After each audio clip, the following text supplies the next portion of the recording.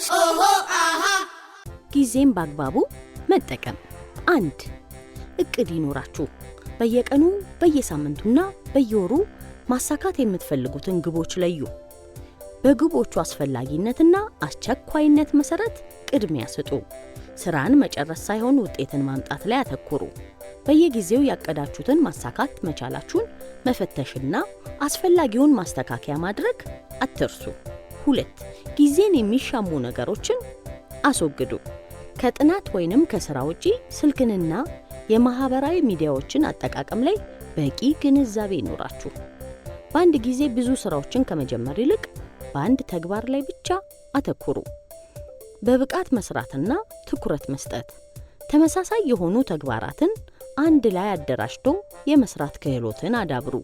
ለእያንዳንዱ ተግባር መጨረሻ የጊዜ ገደብ አስቀምጡ። በትኩረት ለተወሰነ ጊዜ መስራትና አጭር እረፍት መውሰድን ተለማመዱ። 4. ሁሉን በጊዜ አከናውኑ። ስራን ወደ ኋላ ከመግፋት ዛሬ ማድረግ የምንችለውን ዛሬ እንጀምር፣ ለሌላ ጊዜ አናስተላልፍ። የቀኑን በጣም አስፈላጊ የሆነውን ስራ አስቀድሙ። መስራት ከመጀመራችሁ በፊት አእምሯችሁን ለስራ አዘጋጁ። 5. ጊዜ አጠቃቀምን መገምገም። በየቀኑ መጨረሻ ዕቅዱ መፈጸም መቻላችሁን ገምግሙ። ጊዜን በአግባቡ የመጠቀም ልማድ ቀስ በቀስ የሚገነባ መሆኑን ተገንዘቡ።